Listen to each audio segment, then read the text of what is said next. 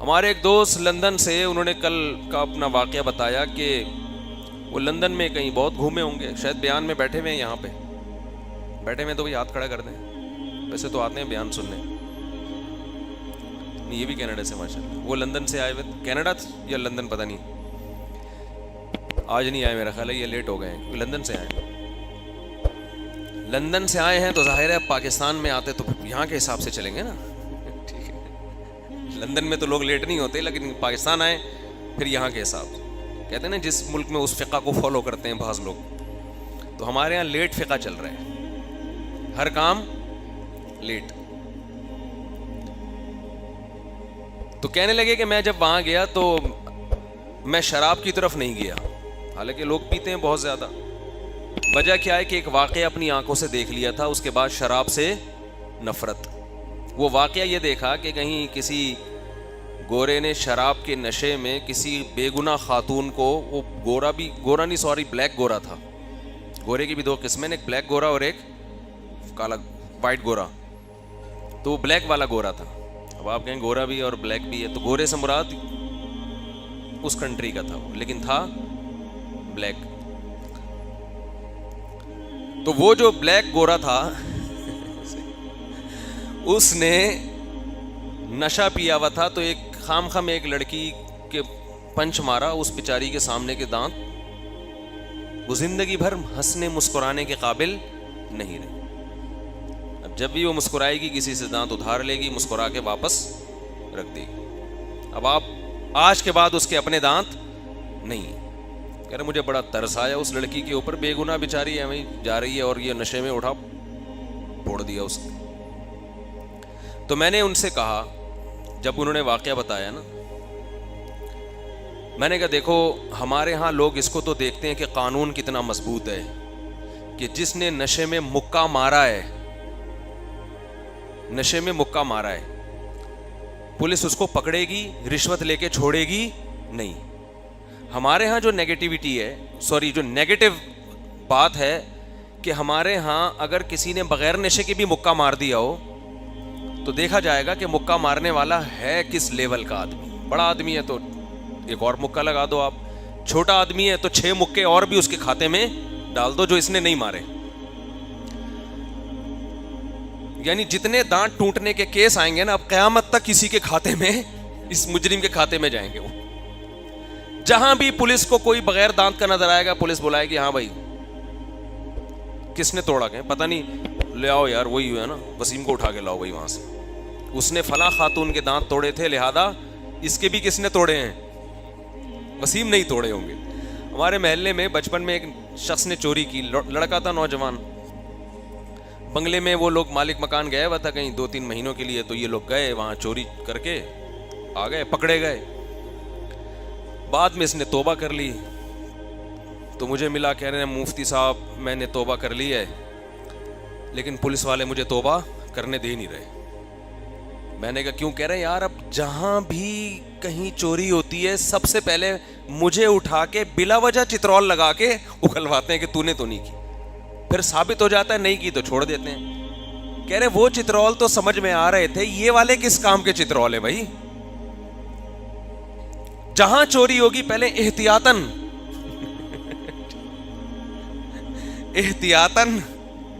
8-10 چترول ہمارے لگتے ہیں، تو کہہ رہے ہیں یہ تو مجھے چور بنا رہے ہیں کہ یار جب میرے لگنے ہی ہیں، ہر محلے کی چوری میرے ہی کھاتے میں ڈالنا ہے تو پھر یہی کام شروع کر دو۔ خیر میں نے اس کو سمجھایا اللہ کے بندے آخرت کے چترول اس سے سخت ہیں۔ تو یہ نیگیٹو چیز ہے ہمارے معاشرے میں کہ مجرم کو سزا نہیں ملتی، بعض دفعہ وہ چھوٹ جاتا ہے وغیرہ وغیرہ۔ ان کے ہاں مجرم نہیں چھوٹتا، پکڑا جائے گا، لیکن یہ کتنی پازیٹیو چیز ہے کہ جس معاشرے میں قانون کی گرفت اتنی ڈھیلی ہو اس کے باوجود بھی ایسے واقعات نہیں ہوتے، اور جس معاشرے میں قانون اتنا مضبوط ہے اس کے باوجود بھی وہ شراب پہ کنٹرول نہیں کر پا رہے۔ نہ اس بلیک گورے کی اس سے کوئی دشمنی، اس وائٹ گوری سے نہ اس کا ارادہ، نہ کوئی جھگڑا، صرف کھوپڑی صحیح کام نہیں کر رہی اور ایک بے گناہ عورت کی آپ نے بتی سی نکال دی۔ تو یہ فالٹ کہاں سے آیا ہے؟ مذہب نہ ہونے سے آیا ہے کہ اتنے دنیا کے بڑے بڑے ذہین لوگ اور اتنے پڑھے لکھے اور ایجوکیٹڈ لوگ جنہوں نے پولیس کو بھی کنٹرول کیا ہوا ہے، مگر وہ جرائم کو کنٹرول کرنے سے عاجز ہیں، شراب پہ پابندی نہیں لگا سکتے. دیکھ رہے ہیں کہ یار اتنا بڑا فالٹ ہے، اتنا بڑا انسانیت کے نام پہ بدنما داغ ہے یہ شراب، کہ ایک آدمی پینے کے بعد ایسا بہکتا ہے کہ اسے پتہ نہیں چل رہا ہوتا کہ میں سامنے والے کے ساتھ کیا کر رہا ہوں. وہ تو شکر ہے مکہ تھا، ہاتھ میں کوئی پسٹل نہیں تھی، کوئی چاقو نہیں تھا، ورنہ گلا کاٹ دیتا اس کا. تو میں نے کہا یہ ایک نیگیٹو ہے اور ایک پازیٹو. پازیٹو یہ کہ قانون مضبوط ہے، نیگیٹو یہ کہ اتنا مضبوط ہو کے بھی ایک آدمی نے اگلے کا جبڑا پھاڑ دیا. تو انہوں نے فرمایا آگے سنیں ہوا کیا. ہم تو اپنا تبصرہ پارسل کر دیا تھا نا. تو انہوں نے کہا آگے سنیں ہوا یہ ہے کہ اس بلیک کو سزا نہیں ملی. لو بھائی کیوں نہیں ملی بھائی اس بلیک کو؟ اس وائٹ بلیک گورے کو سزا کیوں نہیں ملی؟ اس لیے کہ وہ تو نشے میں تھا، اس کا قصور نہیں، جان کر تھوڑی کیا، اگلے کے دانت بھی گئے. یہ جب انسانی عقل قانون بناتی ہے تو اس کا یہ حال ہوتا ہے. پی کے آپ نے بندہ مار دیا، پی کے آپ نے ہو سکتا ہے 2-4 چترول یا کوئی جرمانہ تھوڑا بہت لگا ہو، کوئی وہ کیس نہیں بنا جو سچی مچی جاگتی حالت میں جب دانت توڑنے پہ کیس بنتا ہے. اسلام میں آپ شراب پی کے کوئی جرم کریں یا بغیر شراب کے کوئی جرم کریں، دونوں میں کوئی فرق بولو نہیں ہے. آپ نے نشے میں بندہ مار دیا تو شریعت کہتی ہے کہ جس بندے کو قتل کیا ہے اس کے وارثین آپ سے قصاص لیں گے، بالکل اسی طرح جیسے شراب کے نشے کے بغیر کسی نے بندہ مارا ہو. اس لیے کہ فقہا کہتے ہیں کہ ٹھیک ہے ابھی اس کا دماغ کام نہیں کر رہا تھا، شراب پینے سے پہلے تو دماغ کام کر رہا تھا نا، کہ میں پی کے کچھ بھی کر سکتا ہوں. بات آ رہی ہے سمجھ میں؟ ابھی دماغ کام نہیں کر رہا ہے کہ بندہ مار دیا اس نے. پینے سے پہلے تو پتا تھا کہ کتنے لوگ شراب پی کے بندے مار چکے ہیں، کتنے لوگ شراب پی کے ایکسیڈنٹ کر چکے ہیں، کتنے لوگ شراب پی کے دانت توڑ چکے ہیں. تو پینے سے پہلے کیا اس کو یہ ہوش نہیں تھا کہ میں پیوں گا تو کچھ بھی ہو سکتا ہے؟ لہذا اسلام میں شراب پی کے جرم کرنا اور شراب پیے بغیر جرم کرنا، ان دونوں کی نوعیت میں کوئی فرق نہیں ہے. لیکن انہوں نے اس قانون، اب میں آپ کو بتا رہا ہوں کہ ایسا قانون کیوں نہیں بنایا کہ پی کے دانت توڑنے والے کا حکم کچھ اور، بغیر پی کے دانت توڑنے والے کا حکم کچھ اور. کیونکہ خود بھی پیتے ہیں، انہیں پتا ہے کہ آج اس نے پی کے کچھ بندے کو مار دیا تو کل یہ اسمبلی میں بیٹھے ہوئے لوگوں کے ساتھ بھی ہو سکتا ہے. اس کا اصل حل یہ تھا کہ شراب پہ پابندی لگائی جائے، مگر کسی کا باپ بھی شراب پہ پابندی نہیں لگا سکتا، کیونکہ پابندی لگانے کے لیے جو موٹیویشن چاہیے وہ مذہب کے علاوہ کوئی نہیں دیتا ہے. نہیں آ رہی میرا خیال ہے بات سمجھ میں؟ محمد صلی اللہ علیہ وسلم نے ایک دفعہ اعلان کیا تھا مدینہ کی گلیوں میں کہ شراب پر پابندی ہے. عرب صدیوں سے شراب پیتے آ رہے تھے اور ان کی شرابیں بھی ایسی نہیں ہوتی تھی جیسی آج. انگور اور کھجور کی پکی شرابیں جو بہت زیادہ نشہ آور ہوتی ہیں. فقہا نے انگور کھجور کی شراب کا حکم الگ بیان کیا ہے، انگور کھجور کے علاوہ شراب کا حکم الگ بیان کیا ہے. شرابوں کے عادی تھے، مگر ادھر نبی صلی اللہ علیہ وسلم نے اعلان کیا اور مدینہ کی گلیوں میں شراب کے مٹکے بہا دیے صحابہ کرام نے. اور آپ صلی اللہ علیہ وسلم نے صرف شراب کو حرام نہیں کیا، فرمایا جن برتنوں میں شراب پی جاتی تھی ان برتن کو دھو کر استعمال کرنے کی بھی اجازت نہیں ہے. جن مٹکوں میں شراب بنتی تھی ان مٹکوں کو بھی توڑنے کا حکم دیا آپ نے. وہ دن جو آیت قرآن کی نازل ہوئی ہے انما الخمر والمیسر والانصاب والازلام رجس من عمل الشیطان، اے ایمان والو شراب اور جوا یہ ناپاک ہے، شیطان کا عمل ہے، فاجتنبوہ اس سے بچو. جس دن یہ آیت نازل ہوئی ہے اس دن سے لے کے 1400 سال تک یہ آیت مسلمانوں کو موٹیویٹ کر رہی ہے. اور آج بھی مسلمانوں میں اکثریت شراب سے دور ہے. جو پیتے ہیں وہ وہی زیادہ تر پیتے ہیں جو غیر مسلموں میں رہتے ہیں،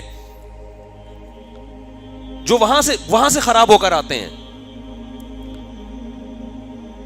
تو قانون بنانے کی بھی طاقت نہیں ہے مذہب کے بغیر آپ کے پاس، اور اگر آپ کے ماہرین بیٹھ کر بنائیں تو اس کو نافذ کرنے کی بھی پاور نہیں ہے، مانے گا نہیں کوئی اس کو.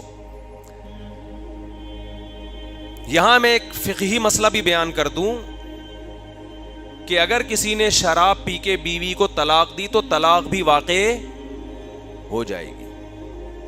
طلاق کے مسائل میں جتنا اسلام کے ساتھ مذاق اڑایا جا رہا ہے نا, میں سمجھتا ہوں اتنا کسی اور حکم میں مذاق نہیں اڑایا جا رہا.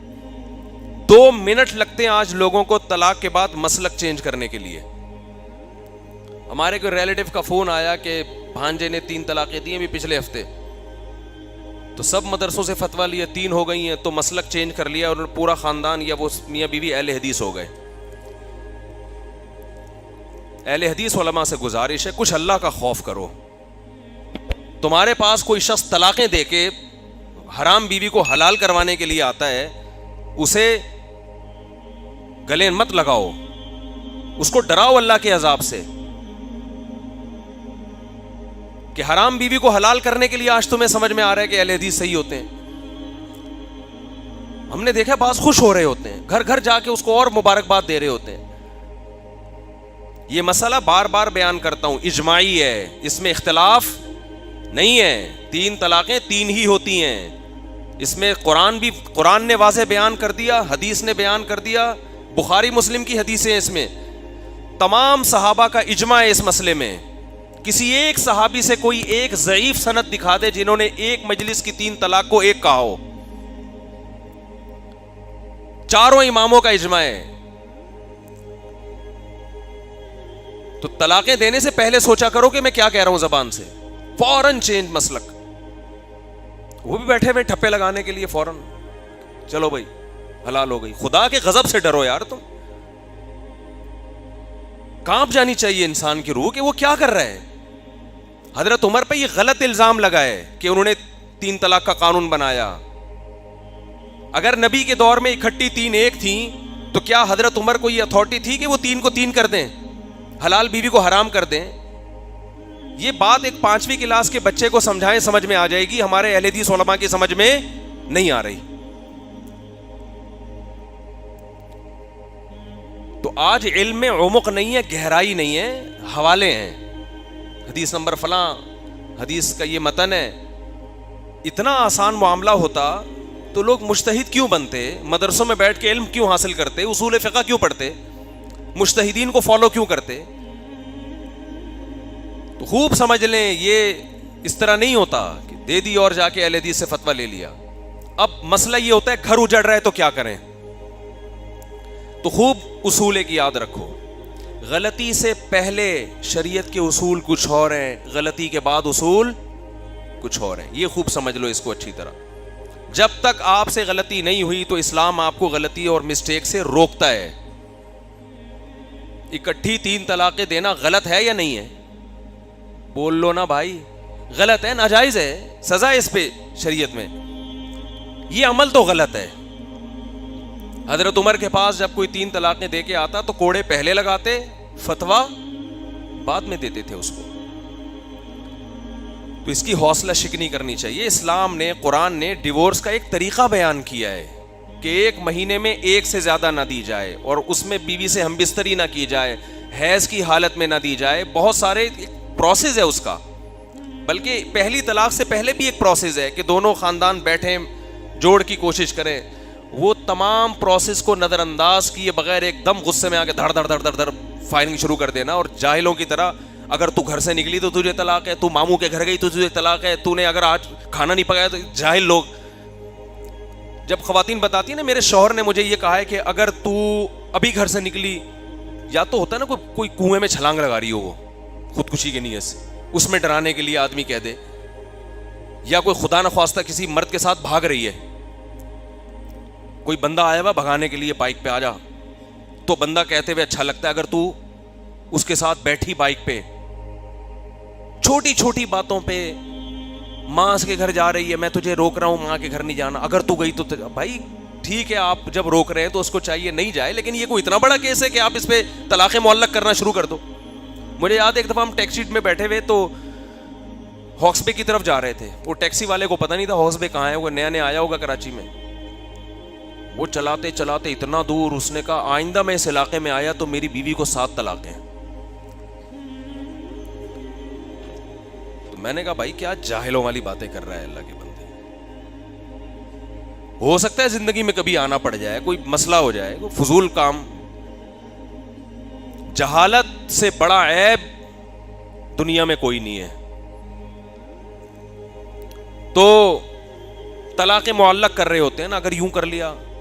ایک صاحب کی بیٹی کے لیے ایک بندے, میں نے اپنی زندگی میں جو پہلا فتویٰ لکھا نا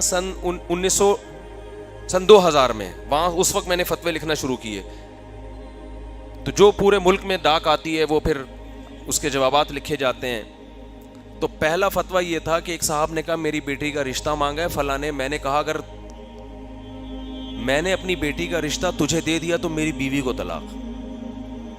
ارے تو ویسا ہی منع کر دے یار, کہ آپ مجھے بالکل بھی پسند, وہ سن لیں دوبارہ, بالکل بھی پسند نہیں آئے والا. آپ ویسے ہی کہہ دو کہ بھائی آپ مجھے بالکل بھی پسند نہیں آئے, کیا آپ چھوڑو بس, وہ وہاں چلا جاتا ہے دماغ پہ. بالکل بھی پسند نہیں آیا آپ, یہ کہہ دیتے نا آپ اس کو. وہ نئے نئے لوگ آئے ہوئے ہیں, سنانے دیں یار تھوڑا سا. ایک بندہ کسی کے گھر گیا رشتہ لینے کے لیے نا, تو لڑکی والوں نے انکار کر دیا, نہیں آئے ہوں گے پسند ان کو. لڑکا گھر چلا گیا, لڑکی نے کہ ابا نے فون کیا لڑکے کو. لڑکا تھوڑا خوش کہ یار دوبارہ رابطہ کر رہے ہیں, شاید کوئی امید ہو گئی ہو. جی انکل فرمائیے. بیٹا میں نے آپ کو یہ بتانا تھا کہ آپ مجھے بالکل بھی پسند نہیں آئے. اس نے کہا ٹھیک ہے انکل, وہ تو آپ نے اسی وقت انکار کر دیا تھا, لیکن بیٹا میں ذرا ڈیفائن کرنا چاہ رہا تھا اس کو. ہو سکتا ہے آپ کسی کنفیوژن میں ہو کہ میں نے انکار کیوں کیا. کچھ خوبی ہوگی آپ کے اندر, کچھ خامیاں ہوں گی, تو کچھ خامیوں دیکھ کر خوبیاں, وہ خامیاں زیادہ. تو ایسا نہیں ہے, اصل وجہ ہے کہ آپ مجھے بالکل بھی پسند, کہیں سے بھی پسند نہیں آئے. نہ بات کا اسٹائل, نہ کھانے کا اسٹائل, نہ آپ کی پرسنالٹی, نہ آپ کی تنخواہ, نہ آپ کا خاندان. وہ بیچارہ وہ غصہ آنے لگا, اس کو کہہ رہے ٹھیک ہے انکل کوئی بات نہیں, انکار کر دیا, لیکن بیٹا میں آپ کو پھر بتا دوں کہ آپ مجھے کہیں سے بھی پسند نہیں ہے. اس نے کہا چلے میری وائف سے بھی بات کر لیں. تو اب اس کو تھوڑی امید ہو گئی شاید یار وہ کوئی پازیٹیو بات کرے نا. فون اٹھایا, جی بیٹا, جی آنٹی فرمائیے کیا. بیٹا میں یہ بتانا چاہ رہی تھی کہ مجھے بھی آپ بالکل پسند نہیں ہے. کہیں آپ یہ سمجھیں کہ میرے شوہر کو نہ آئے اور مجھے آ گئے ہوں, تو میں آپ کو اس کنفیوژن میں رکھنا نہیں چاہتی. مجھے بھی آپ بالکل پسند نہیں آئے. پھر بچی سے بھی بات کرا دی کہ مجھے بھی پسند نہیں آئے. تو وہ پھر گالیاں دینا شروع کی اس نے. یہی حال جہلم میں ہوا ہے. میرا جہاز پہ جانا انجینئر صاحب کو بالکل بھی پسند نہیں آئے. ویسے وہ بیٹھنے کے لیے تیار تھے, انہوں نے تو خود کہا تھا جب قیامت تک کے لیے ٹائم ہے, جب چاہو آ جاؤ. لیکن مجھ سے کچھ غلطیاں ایسی ہوئی جو انجینئر صاحب کو بالکل بھی پسند نہیں تھی. انہوں نے کہا میں اس وجہ سے آپ کے ساتھ نہیں بیٹھا کہ کتابوں کا بورا لانا مجھے بالکل پسند نہیں, 6 آدمی لے کر آنا مجھے بالکل بھی پسند نہیں آیا. یہ بار بار نا 2 گھنٹے میں یہ ریپیٹ کیا انہوں نے. اور آپ کا رات کو 2 بجے کلپ اپلوڈ کرنا مجھے بالکل بھی پسند. تو بہت ساری چیزیں, آئندہ اگر کوئی ان سے ملاقات کے لیے جائے تو پہلے ایک لسٹ لکھوائے کہ انجینئر صاحب آپ کو جو چیزیں بالکل بھی پسند نہیں ہیں وہ اللہ کا واسطہ لکھ دیں, لیکن وہ اتنی زیادہ ہوں گی کہ آپ ان سے کہیں کہ صرف یہ لکھ دو پسند کیا کیا ہے آپ کو, تاکہ ہم ان چیزوں کا خیال کریں. بہت ساری چیزیں ان کو بالکل بھی پسند نہیں ہے. تو خیر کہاں بات چل رہی تھی یار, وہ بات کیا چل رہی تھی, وہ میں عرض کر رہا تھا کہ غلطی سے پہلے, کیونکہ بہت لوگ دے دیتے ہیں یہ کام کر لیتے ہیں, تو دیکھو غلطی سے پہلے کے اصول کچھ اور غلطی کے بعد کے اصول کچھ. پہلے تو اصول یہ ہے کہ غلط ہے یہ طریقہ, اسلام نے پابندی لگائی ہے. طلاق معلق کر دینا, یوں کیا تو اپنی ٹھڑک بیوی پہ کیوں نکال رہے ہو یار, کسی کے رشتہ دیا تو اس کو طلاق, دوبارہ ہاکس میں گیا تو یہ جہالت کی باتیں ہیں. تو طلاق کے لفظ کو ڈکشنری سے نکال دو. دھمکیاں دینا یہ اچھے خاندانی ہونے کی علامت نہیں. خاندانی لوگوں کے گھروں میں یہ باتیں نہیں ہوتی. لڑائی جھگڑے سب جگہ ہوتے ہیں, اختلافات بھی ہوتے ہیں, لیکن خاندانی لوگ یہ لفظ بہت آخر میں لے کر آتے ہیں, اور وہ بھی پہلے خاندان کو بٹھا کے مشورے کر کے اس کے بعد جا کے. تو اصول تو یہ ہے, لیکن جب غلطی ہو جائے تو اسلام کیا کہتا ہے, کتنا زبردست اصول بیان کیا کہ توبہ استغفار کرو. کیا کرو؟ توبہ استغفار. اور اب جب ایک دفعہ توبہ استغفار کر لی تو اسلام کہتا ہے اب تسلی اسی میں ہے کہ سمجھو جو ہوا اسی میں خیر تھی. یہاں تک فقہا نے لکھا ہے کہ آپ سے اگر کوئی گناہ ہو گیا, آپ نے اللہ سے گڑ گڑا کے توبہ کر لی تو اللہ نے گناہ معاف کر دیا نا. اللہ تو کہتا ہے تائب من الذنب کمن لا ذنب لہ, جس نے گناہ سے توبہ کی ایسے جیسے گناہ کیا ہی نہیں اس نے, پکی توبہ ختم. اب بار بار اگر شیطان آپ کو پریشان کرتا ہے نا کہ یار نہیں یہ تم نے کیا تھا تم غلط ہو, تو شیطان کو, کیونکہ اب شیطان پریشان کرے گا نا تو آپ کا پھر عبادت میں دل نہیں لگے گا. کیونکہ جب آدمی اپنے آپ کو سمجھتا ہے میں بندہ ہی غلط ہوں, تو پھر وہ کسی نیکی کی طرف اس کو موٹیویشن نیکی کی جب ملتی ہے جب انسان کو اس کی صلاحیتوں کو کہ بھائی تم یہ کر سکتے ہو, تم ایک اچھے انسان ہو معاشرے کے, تم بھی اچھے بن سکتے ہو. بعض دفعہ ماں باپ اپنے بچے کو بار بار ٹارچر کرتے, تو ہے ہی سالہ شکل سے ایسا لگتا ہے تو کچھ بھی نہیں کر سکتا, دیکھنا, تو بچہ واقعی کسی کام کا نہیں نکلتا ہے. بعض دفعہ ابا نا اپنے بچے کو صبح و شام تانے ہی دے رہے ہوتے ہیں, ماں کے سامنے کہہ رہے ہوتے ہیں میں بتا دوں یہ دنیا میں کچھ نہیں کر سکتا, ہوتا ہے نا, میں بتا دوں, میں تمہیں بتا رہا ہوں یہ مجھے اس سے کوئی امیدیں نہیں ہیں. تو بچہ جب یہ سنتا ہے تو آہستہ آہستہ وہ کہتے ہیں ہم ہیں ہی دنیا میں خام خواہ میں پیدا ہو گئے. تو واقعی اس کو بچے کو بھائی تھوڑی حوصلہ افزائی بھی کرنی پڑتی ہے کہ بیٹا یہ غلطی تم سے ہوئی ہے لیکن انشاءاللہ مجھے تم سے امیدیں بہت ہیں. بہت اس سے انسان کو حوصلہ ملتا ہے, تو اس کی خوبیوں کو ہائی لائٹ بھی تو کرنا چاہیے. تو اب جب گناہ ہو گیا, توبہ بھی کر لیا آپ نے, ندامت بھی ہو گئی, اللہ کہتا ہے میں نے کیا کر دیا, معاف. لیکن بعض لوگوں کو تقوی کا ہیضہ بھی ہوتا ہے. تقوی تو اچھی چیز ہے لیکن تقوی کا ہیضہ صحت کے لیے بہت نقصان دہ. وہ خام خواہ میں نا بس نہیں ہم سے یہ ہو گیا تھا, پتہ نہیں ہمارا کیا بنے گا, پتہ نہیں کیا بنے گا. اس کا مطلب تم اللہ سے کوئی چیلنج کر رہے ہو, گویا اللہ معاف کر ہی نہیں سکتا تمہیں, تم اللہ کی رحمت سے آگے نکلنے کی, یہ بھی ایک قسم کا تکبر ہے. علماء کہتے ہیں گناہ ہو گیا, اچھی توبہ کر لی, پکی سچی مچی کی ہو گئی, بھول جاؤ اس کو. پھر بھی اگر شیطان بار بار اس کے وسوسے ڈال رہا ہے تو علماء کہتے ہیں پھر انسان کو یہ سوچنا چاہیے بھائی مقدر میں ایسا ہی لکھا ہوا تھا, یہ تو ہو کے رہنا تھا بس. اور اس کے فائدوں پر غور کرو. فائدہ کیا, اس سے تواضع پیدا ہوئی ہے کہ بھائی ہم تو اتنے بڑے فنٹر نہیں ہیں, ہم سے تو غلطیاں بھی ہوتی ہیں. آدم علیہ السلام سے غلطی ہوئی, ان میں اور تواضع پیدا ہو گئی نا. کیا خیال ہے, بعض دفعہ تقوی سے تکبر بھی آ سکتا ہے. گنہگار میں تکبر کے چانسز, بول لو نا کم ہے, یہ کیا جا رہا ہے اس میں, گناہ گار میں تکبر کے چانسز کیا ہوتے ہیں, تھوڑے کم ہوتے ہیں. بھائی ہماری تو ماضی ایسے گزرا, ہم کیا فخر کریں کسی کے سامنے. ٹھیک ہے اب بڑے فنٹر بنے ہوئے پھر رہے ہیں لیکن ماضی میں تو ہم سے یہی ہو سکا ہے, اب تو ہم تو کسی فخر ہی نہیں کر سکتے. تو یہ پازیٹیو اس کا ایک وہ ہے. حدیث میں آتا ہے کہ اگر ساری دنیا کے سارے انسان گناہ مکمل چھوڑ کے نیک پرہیزگار بن جائیں, اللہ ان کو ختم کرے گا, ایسے لوگوں کو پیدا کرے گا جن سے گناہ ہو, اور پھر وہ اللہ سے توبہ کریں, گڑ گڑائیں. یہ گڑ گڑانا بھی اللہ کو پسند ہے. اس کا مطلب نہیں کہ گناہ کرنا شروع کر دیں, یعنی گناہ سے توبہ کے وقت جو انسان گڑ گڑاتا ہے اور اس کی وجہ سے جو تواضع پیدا ہوتی ہے کہ اپنے آپ کو فنٹر نہیں سمجھتا, یہ ادا بھی اللہ کو پسند آتی ہے. تو اب دیکھو شریعت نے گناہ سے پہلے حکم دیا کہ بچو, ہو گیا تو پھر اس کے حکام چینج ہے. بالکل ایسے جیسے آپ کو حکم ہے کہ آپ اپنے آپ کو زخمی نہ کریں, زخمی ہو گئے تو پھر علاج کریں اس کا, مایوس نہ ہو کہ یہ زخم ٹھیک ہی نہیں ہو سکتا. تو اسی طرح خوب سمجھ لو کہ جو لوگ اس طرح کر لیتے ہیں نا, دھڑ دھڑ دھڑ طلاقیں نکال دیں, تو پہلے تو ان کو سمجھایا جائے گا یہ عمل غلط ہے, لیکن اب ہو گیا ہے تو اسی توبہ استغفار کرے انسان, اور اسی میں کیا سمجھے خیر, اسی میں کیا ہوگی. قرآن کہہ رہا ہے بہت سی چیزوں کو تم ناپسند کرتے ہو مگر اس میں تمہارے لیے خیر ہوتی ہے, بہت سی چیزوں کو تم پسند کرتے ہو مگر اس میں تمہارے لیے خیر نہیں ہوتی. تو اب طلاقیں دینے کے بعد فتویٰ لے کے بیوی کو رکھوانا, اس میں آپ کو بظاہر خیر نظر آ رہی ہے, لیکن سمجھ لو اس خیر میں بہت بڑا شر چھپا ہوا ہے, کیونکہ یہاں شریعت کے حکم کو توڑا جا رہا ہے.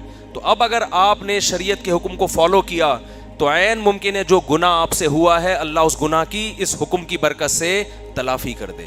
اللہ کہے کہ یہ نادم ہے طلاقیں دینے کے بعد, لیکن یہ اسلام کے حکم کو فالو کر رہا ہے, بیوی اس کو محبوب ہے, بچے محبوب ہیں, لیکن اللہ کی خاطر یہ جدائی اختیار کر رہا ہے, تو عین ممکن ہے شریعت کے اس حکم کو فالو کرنے میں اللہ آپ کے لیے بہت ساری خیریں ڈال دے, اسی میں خیر کر دے اللہ تعالیٰ. یہ خیر اور شر تو اللہ کے ہاتھ میں ہے نا.